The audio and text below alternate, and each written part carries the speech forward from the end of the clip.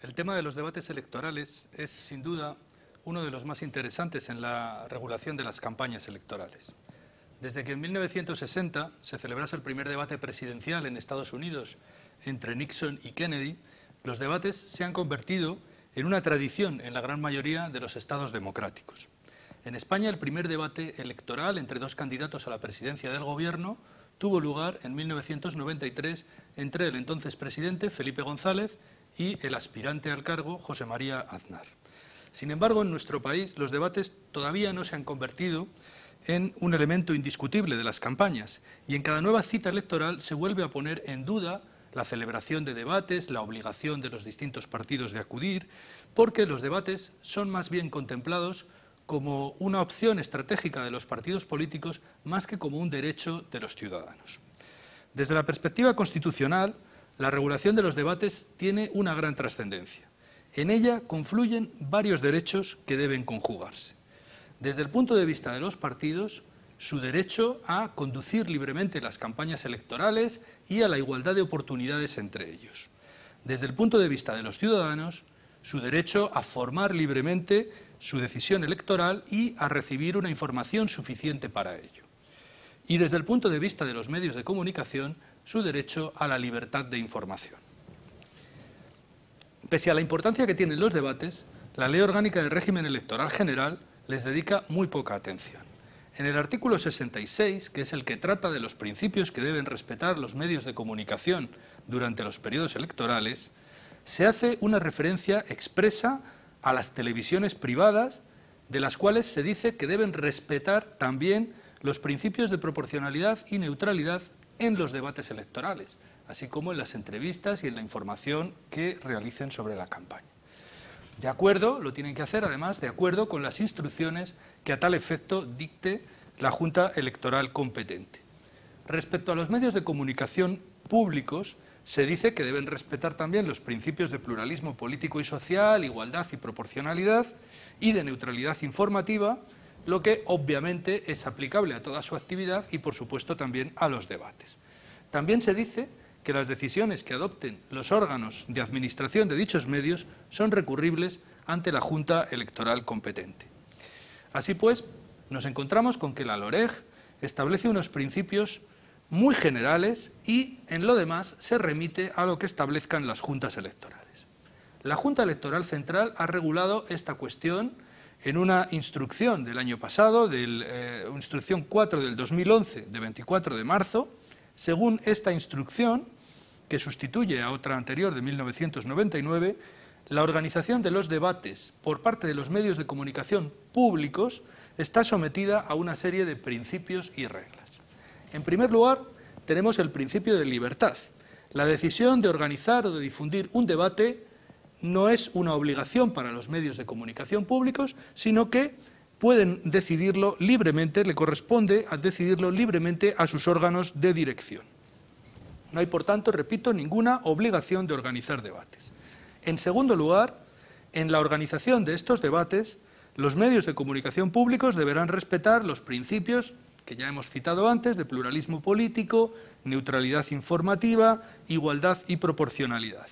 Para ello, concreta la Junta Electoral Central, debe tenerse en cuenta particularmente los resultados obtenidos por cada una de las formaciones políticas en las últimas elecciones equivalentes. En tercer lugar, se permiten específicamente los debates cara a cara, pero se establece un principio de compensación para las fuerzas políticas excluidas. En el caso de que un medio de comunicación decida emitir un debate entre los representantes de las dos fuerzas políticas que obtuvieron mayor número de votos en las últimas elecciones equivalentes, deberá emitir, para compensar, otros debates bilaterales o plurilaterales o proporcionar información compensatoria suficiente sobre las demás candidaturas que también hayan conseguido representación en esas elecciones. En cuarto lugar, se establece un mecanismo de control. Las previsiones sobre organización de debates deben estar incluidas en los planes de cobertura informativa de la campaña, los cuales tienen que ser conocidos por los partidos con tiempo suficiente para poder formular reclamaciones o recursos ante las juntas electorales competentes. Las decisiones de estas juntas electorales son, a su vez, recurribles ante la Junta Electoral Central. Si se produce alguna modificación de esos planes de cobertura informativa, debe de darse tiempo también a las candidaturas para poder recurrir. Una cuestión que nos tenemos que plantear es si estos principios y reglas que la Junta Electoral Central establece para los medios de comunicación públicos son también aplicables a los medios privados. Según hemos visto antes, el artículo 66 de la LOREG obligaba a las televisiones privadas a respetar también los principios de proporcionalidad y neutralidad informativa.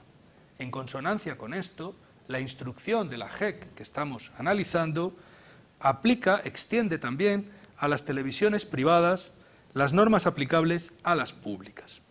La única excepción que hay entre unas y otras es que a las televisiones privadas no se les impone la obligación de presentar los planes de cobertura informativa a los que hemos hecho referencia anteriormente.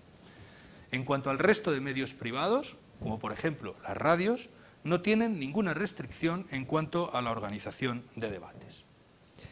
Hay dos cuestiones muy controvertidas en relación con los debates en los medios de comunicación a las que le vamos a dedicar un poco más de atención. La primera de ellas es la cuestión de qué partidos deben o pueden participar en los debates. O dicho de otra manera, ¿puede haber debates a dos que excluyan a los demás partidos? Bien, como acabamos de ver, la instrucción de la Junta Electoral Central que regula estos debates opta por permitir estos debates cara a cara siempre que se adopten medidas compensatorias. Esta doctrina no es nueva, es una doctrina que se inició ya en 1993 cuando la Junta Electoral Central admitió los famosos cara a cara entre González y Aznar a los que me he referido anteriormente.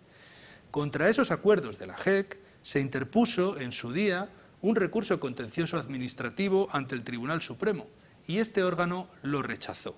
En una sentencia fechada el 6 de febrero de 1996, entendió el Tribunal Supremo que la igualdad de trato informativo en el periodo electoral se traduce en proporcionalidad atendiendo a la representatividad adquirida en las anteriores elecciones, lo cual permite establecer diferencias entre aquellas fuerzas políticas que han tenido mayor representatividad y las demás.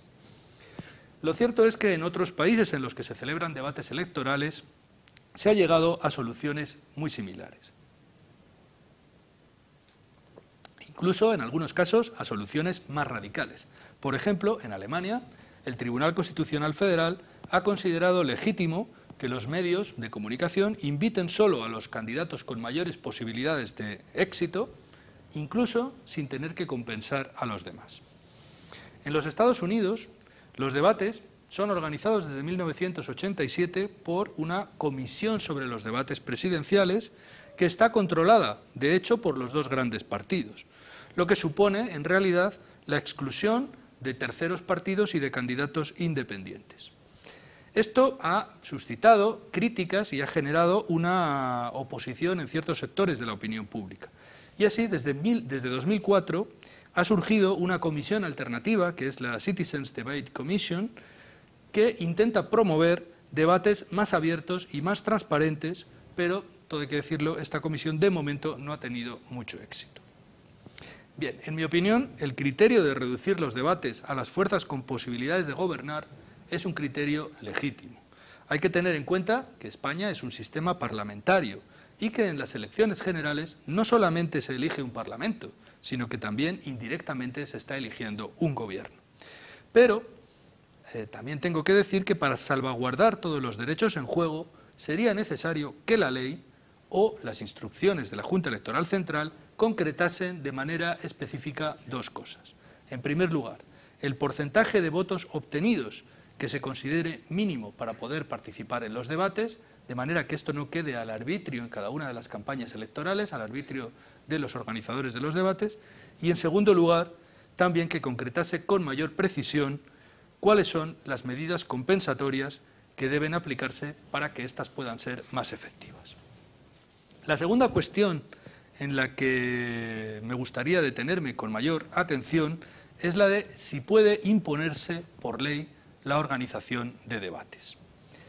Esto ha sido un tema muy debatido también últimamente y, en mi opinión y en opinión de una gran mayoría de la doctrina, en los medios públicos parece indiscutible que sí que se podría imponer por ley esa obligación. De hecho, existe ya una norma, que es el Estatuto de Autonomía de Andalucía, que prevé la existencia de una obligación legal, es decir, mandata al legislador autonómico para que regule la obligación legal de celebrar debates. También hay que decir que dicho mandato aún no ha sido desarrollado por el legislador, por lo que todavía esta obligación no se está aplicando en la práctica. El fundamento constitucional de una medida de estas características estaría en una interpretación conjunta del derecho de participación política de los ciudadanos del artículo 23 y del mandato a los poderes públicos para promover dicha participación contenido en el artículo 9.2 de la Constitución. Por tanto, la obligación legal de celebrar debates sería en realidad una medida positiva para favorecer la libre formación de la voluntad de los electores, potenciando un determinado tipo de campaña en detrimento de otros. ¿Cuál sería el tipo de campaña que se querría potenciar? Sería una campaña basada en un contraste de ideas entre las distintas opciones políticas a través de la discusión y del debate, y no una campaña basada únicamente en la yuxtaposición o acumulación de mensajes publicitarios. Además, en apoyo a esta medida legal de obligación de celebrar debates, estaría también el contenido del artículo 20 de la Constitución, en el cual se mandata al legislador para que regule la organización de los medios de comunicación social dependientes del Estado o de cualquier ente público y para que garantice el acceso a dichos medios de comunicación de los grupos sociales y políticos significativos. En términos generales, estoy de acuerdo con esta visión, pero también hay que decir que a la vista de los últimos cara a cara que se han celebrado en las últimas elecciones generales, empiezan a surgir serias dudas de que estemos asistiendo a auténticos debates y que no se trate realmente de una yuxtaposición de mensajes publicitarios. Por tanto, habría que abogar, desde luego, por un modelo de debate menos encorsetado. Otro de los temas que se suele discutir es si los debates pueden ser considerados un derecho de los ciudadanos. En fin, si considerásemos que los debates son un derecho de los ciudadanos, evidentemente se trataría de una vertiente del derecho a recibir información que está recogido en el artículo 21, apartado D, de la Constitución española. Si eso es así, hay que decir que no estaríamos, por tanto, ante un auténtico derecho subjetivo que faculte a los ciudadanos para exigir la recepción de determinadas informaciones, o en este caso, la celebración de determinados debates, porque así es como se ha interpretado este derecho a recibir información, pero desde luego, aunque no se trate de un derecho subjetivo, sí que sería un principio objetivo del ordenamiento jurídico que serviría para modular la interpretación de otros derechos o principios en juego, como por ejemplo la libertad de campaña de los partidos o la libertad de información de los medios de comunicación. Por tanto, en mi opinión, aunque no quepa hablar en sentido estricto jurídico de un derecho a los debates, sí que está claro que el derecho a recibir información constituye un refuerzo, un argumento que refuerza constitucionalmente la justificación de los debates sobre la base precisamente de ese artículo 20. En mi opinión, lo que no cabría en ningún caso imponer obligatoriamente por ley es la organización de los debates en los medios de comunicación privados. En este caso, estaríamos ante un supuesto en el que debería primar la libertad de información de estos medios. Y tampoco podría imponerse por ley a los partidos la obligación de asistir a los debates que se organicen. En este caso, lo que primaría sería el derecho de los propios partidos a conducir su campaña electoral con libertad. Estaríamos ante un supuesto similar, en realidad, a un supuesto en el cual un partido renunciase voluntariamente al tiempo de antena gratuito que le corresponde para realizar sus actividades de propaganda electoral.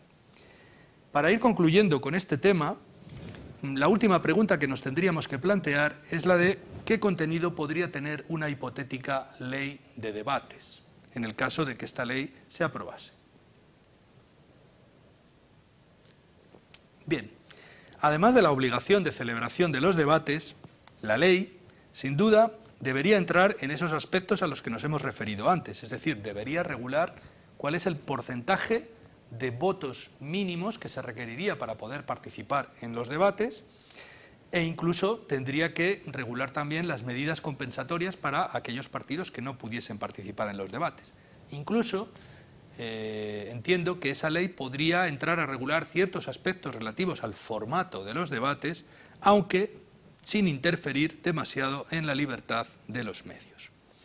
Hasta ahora hemos conocido solamente una proposición de ley para regular los debates electorales, que fue presentada por el Grupo Parlamentario Socialista a finales de la legislatura 2000-2004, pero a continuación, en las dos legislaturas siguientes en las que el Partido Socialista ha estado gobernando, esa proposición de ley no se ha vuelto a presentar, no ha habido ningún proyecto de ley para regular este tema, ni ninguna proposición por parte de otro grupo parlamentario, con lo cual pues parece que el tema de una posible ley de debates ha quedado guardado en el cajón sine die.